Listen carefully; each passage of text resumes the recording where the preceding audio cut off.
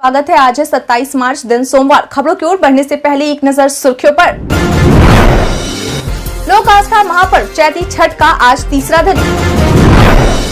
ग्रामीणों को इलाज हेतु नहीं करने होंगे भागदौड़। सरकार ने राज्यों के मनरेगा मजदूरों के लिए बढ़ाई मजदूरी दर। भारत को मिली नई सफलता, इसरो ने एक साथ लॉन्च किए 36 सैटेलाइट। ऐसे हुई सीएसके और जडेजा के रिश्तों से खटास दूर। अब चलिए बढ़ते हैं बिहार के अब तक की 25 बड़ी खबरों की ओर विस्तार से। सीआरपीएफ ने 9,712 पदों के लिए निकाली भर्ती अधिसूचना।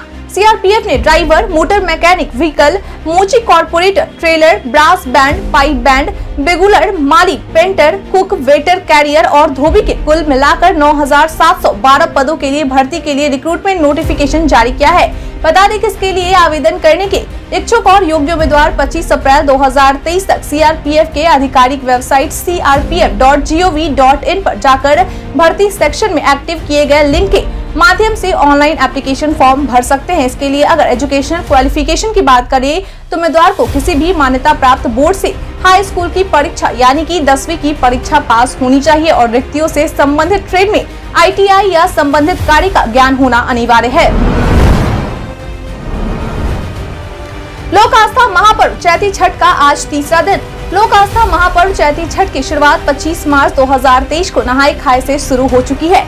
वहीं बीते दिन जहां लोगों ने गुड़ की खीर और रोटी बनाकर खरना मनाया और फिर 36 घंटे तक निर्जला व्रत रखने के बाद आज यानी कि 27 मार्च को अस्ताचल गामी सूर्य को छठ व्रती अर्घ्य अर्पित करेंगे और इसके बाद कल यानी कि 28 मार्च को उगते हुए सूर्य भगवान को अर्घ्य अर्पित कर महापर्व का समापन करेंगे। बता दें कि मान्यताओं के अनुसार अगर सूर्य देव को अर्घ्य शुभ मुहूर्त में प्रदान किया जाए तो जीवन में सुख समृद्धि आती है और सभी कष्ट दूर हो जाते हैं। बिहारी पहचान में आज हम बात करेंगे यमुना करजी के बारे में। यमुना करजी एक स्वतंत्रता सेनानी, स्वतंत्रता कार्यकर्ता और भारत के एक देशभक्त थे जिन्होंने भारतीय स्वतंत्रता आंदोलन में उत्साहपूर्वक भाग लिया। करजी स्वामी सहजानंद सरस्वती के नेतृत्व में बहुत प्रेरित थे जिन्होंने किसान आंदोलन की शुरुआत की। वह एक कट्टर देशभक्त थे जिन्होंने विभिन्न भारतीय स्वतंत्रता गतिविधियों में भाग लिया। वह एक लोकप्रिय हिंदी पत्रकार भी थे।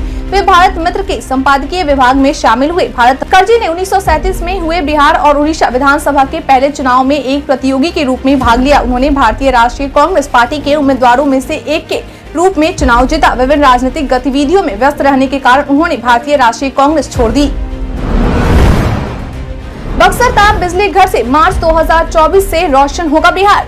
मार्च 2024 से बिहार रोशन होने वाला है। दरअसल 11,000 करोड़ रुपए की लागत से 1,058 हेक्टेयर भूमि पर चौसा में निर्माणाधीन बक्सर ताप बिजली घर से ऊर्जा के उत्पादन की शुरुआत वर्ष 2024 के मार्च महीने से कर दी जाएगी। बता दें कि ताप बिजली घर से कुल मिलाकर 1,320 मेगावाट बिजली का उत्पादन किया जाएगा और समय के साथ इसकी क्षमता को बढ़ाकर 2,000 मेगावाट तक बिजली का उत्पादन किए जाने की तैयारी है। मालूम हो कि यहाँ हर रोज 14 करोड़ रुपए की कीमत की बिजली का उत्पादन किया जा सकेगा, जिसमें से 85% बिजली राज्य सरकार को दी जाएगी तो वहीं बाकी बचे 15% बिजली पर निर्माता कंपनी का हक होगा। आपकी जानकारी के लिए बता दी कि ताप बिजली घर के निर्माण होने से न केवल बिहार बिजली में आत्मनिर्भरता हासिल करेगा बल्कि यहाँ के लोगों को रोजगार के भी अवसर मिलेंगे।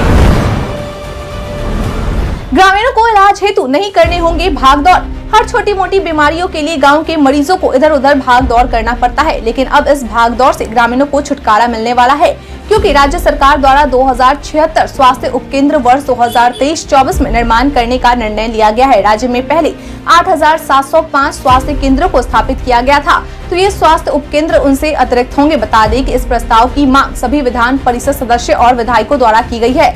इन स्वास्थ्य उपकेंद्रों के निर्माण से सामान्य प्रकार की बीमारियों का इलाज आसानी से हो पाएगा। हर विधानसभा क्षेत्र में 7 और हर विधान परिषद क्षेत्र में 5 स्वास्थ्य उपकेंद्र निर्माण करने का निर्णय लिया गया है। बताते चले कि मरीजों के इलाज की सुविधा यहां टेलीमेडिसिन के माध्यम से मिलेगी। भागलपुर हवाई अड्डे की मांग को मिला संजय मिश्रा का साथ। पिछले कुछ दिनों से भागलपुर हवाई अड्डे की मांग को लेकर चर्चाएं तेज हो गई है। बता दें कि अब भागलपुर में हवाई अड्डे की मांग को बॉलीवुड के मशहूर अभिनेता व वरिष्ठ रंगकर्मी संजय मिश्रा का भी साथ मिल गया है।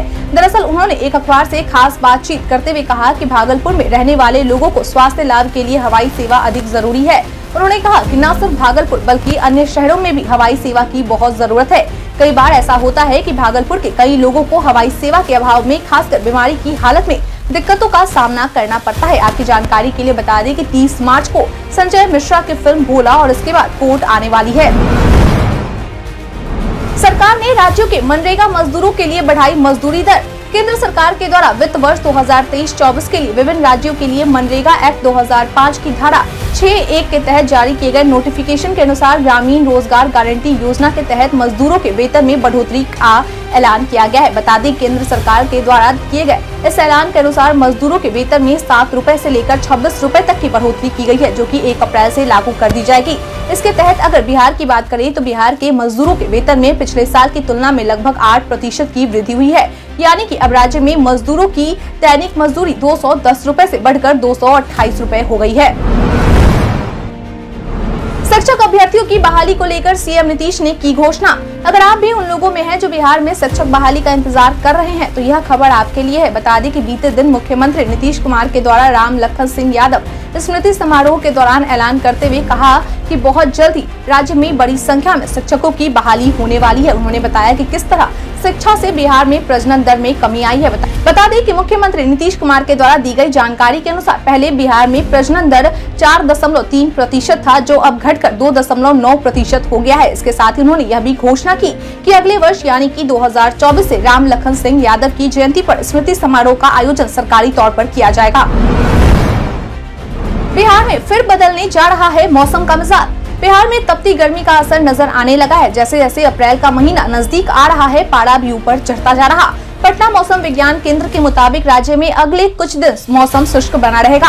सूबे के ज्यादातर जिलों में अधिकतम तापमान बढ़ रहा। पटना मौसम विज्ञान केंद्र के मुताबिक बिहार में अभी मौसम शुष्क बना हुआ है। हालांकि सोमवार से बुधवार के दौरान स्थिति में कुछ बदलाव के आसार है। मौसम विभाग की माने तो राज्य के उत्तर पूर्व और दक्षिण के हिस्सों में हल्की बारिश और बूंदाबूंदी हो सकती है। ऐसे में तापमान कुछ गिर सकता है।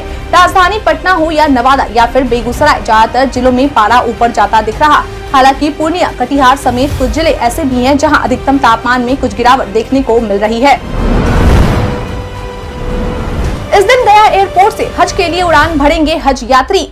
5,633 लोगों द्वारा राज्य भर से हज 2023 के लिए ऑनलाइन आवेदन दिया गया है। बता दें कि आवेदन करने वालों में से सबसे अधिक संख्या पटना से है। दरअसल कुल 658 लोगों ने पटना से हज 2023 के लिए आवेदन किया है। 21 मई को हज करने वाले जायरीनों का काफिला रवाना होना है। वहीं 22 जून को अंतिम काफिला रवाना होगा। अब्दुल हक, जो बिहार के राज्य हज समिति के अध्यक्ष है, उनके द्वारा इस बात की जानकारी मिली है कि इस बार गया एम्बार्केशन पॉइंट को भी रिस्टोर कर दिया गया है। ऐसे में गया के एयरपोर्ट से भी राज्य के हज यात्री हज के लिए यात्रा कर पाएंगे। अब टोल प्लाजा पर नहीं देना होगा अपना समय। सरकार ला रही ये नई तकनीक। जब भी हम हाईवे से कहीं सफर पर निकलते हैं तो अक्सर हमारा सामना टोल प्लाजा पर होता है, जहां हमें रुकना पड़ता है। यहाँ रुकने के कारण हमारा काफी समय बर्बाद होता है, खासकर तब जब हम जल्दी में हो। लेकिन अब केंद्र सरकार द्वारा इस तरह के प्रयास किए जा रहे हैं जिससे टोल प्लाजा पर हमारा अधिक समय न लगे। इसके लिए सरकार द्वारा टोल बूथों को देश में राजमार्ग से हटाने के लिए कवायद चल रही है, जिसके लिए सरकार GPS आधारित टोल प्रणाली और अन्य टेक्निक को सरकार पेश करेगी। बता दें कि इस बारे में स्वयं नितिन गडकरी द्वारा इसकी जानकारी दी गई है। संस्कृत विवि सीनेट की अध्यक्षता करने स्वयं पहुंचे, राज्यपाल ने बनाया रिकॉर्ड।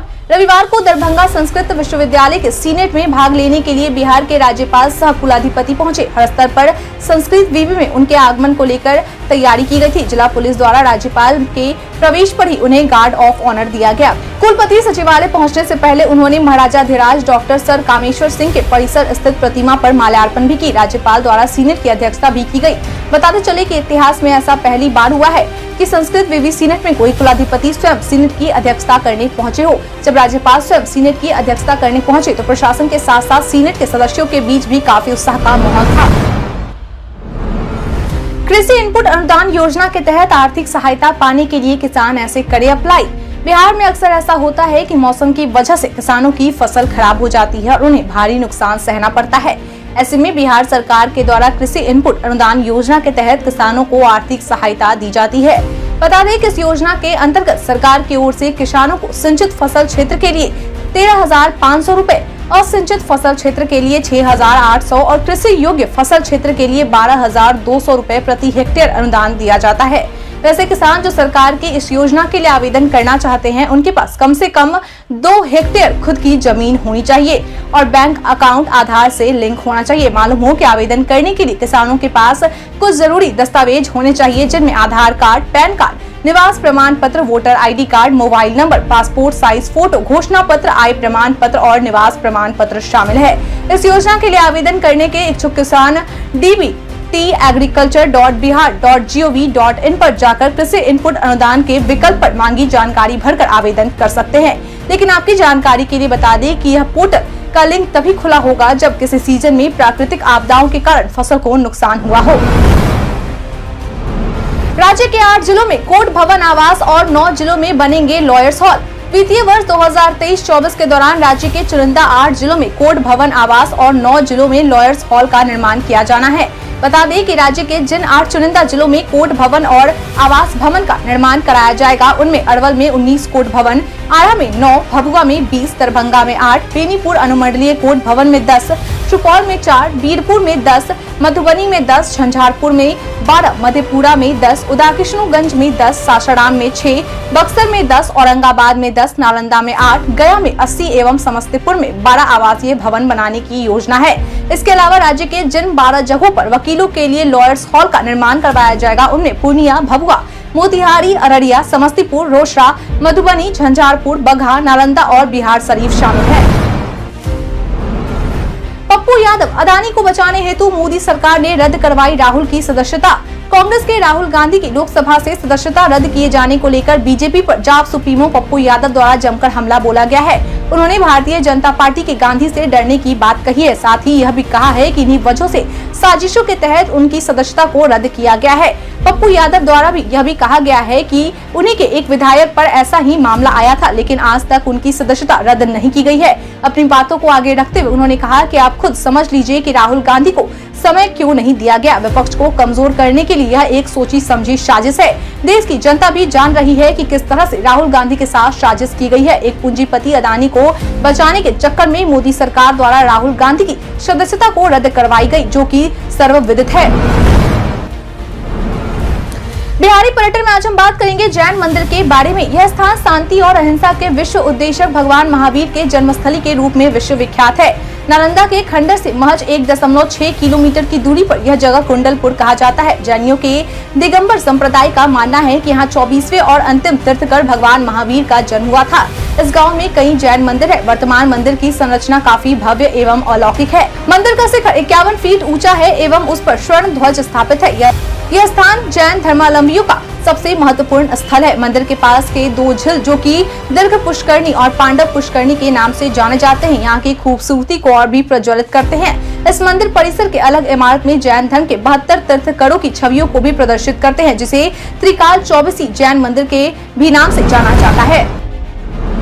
सीएम नीतीश ने खुले मंच से रामकृपाल यादव को लेकर दिया बयान। बीते दिन रविवार को बिहार के मुख्यमंत्री नीतीश कुमार राजधानी पटना के एसके मेमोरियल हॉल में आयोजित राम लखन सिंह यादव स्मृति समारोह का उद्घाटन करने पहुंचे। इस दौरान उन्होंने इस कार्यक्रम में मौजूद सांसद रामकृपाल यादव पर तंज कसते हुए कहा कि रामकृपाल यादव कभी आरजेडी में थे और आज वह बीजेपी में चले गए हैं, लेकिन बीजेपी में जाने के साथ ही आज वह यह भी भूल गए हैं कि हमने और राम लखन बाबू ने क्या क्या किया है। इसके साथ ही उन्होंने राम लखन सिंह यादव को याद करते हुए कहा, इन्होंने अपने समाज की बड़ी आबादी को शिक्षा के लिए प्रेरित किया और साथ ही कई कॉलेजों का निर्माण भी करवाया। उन्होंने कहा कि राम लखन सिंह यादव ने जो कुछ भी किया वह नई पीढ़ी के लोगों तक जरूर पहुंचनी चाहिए। आज बिहार में लड़का लड़की एक बराबर है, क्योंकि हमने बच्चियों के लिए इतना काम किया है। राहुल गांधी संसद सदस्यता समाप्त करने के विरोध में हुआ संकल्प सत्याग्रह।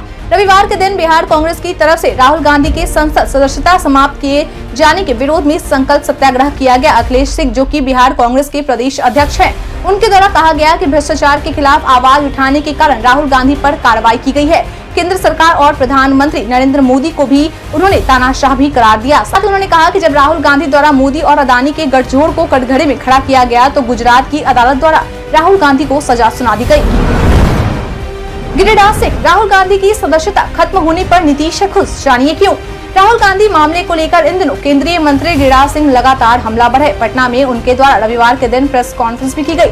राहुल गांधी पर हमला करते हुए गिरिराज सिंह ने कहा कि नाखून कटवाकर शहीद होना ये कांग्रेस से सीखना चाहिए। अहंकार में आकर राहुल गांधी कोर्ट का अपमान कर रहे हैं। राहुल गांधी से पहले भी 32 लोगों की सदस्यता इस मामले को लेकर जा चुकी है। साथ ही साथ अपनी बातों को आगे रखते हुए उन्होंने नीतीश कुमार को लेकर भी कहा कि नीतीश कुमार राहुल गांधी की सदस्यता खत्म होने पर खुश है, क्योंकि राहुल गांधी के जाने के बाद प्रधानमंत्री पद के लिए अब उन्हें मौका मिल गया है।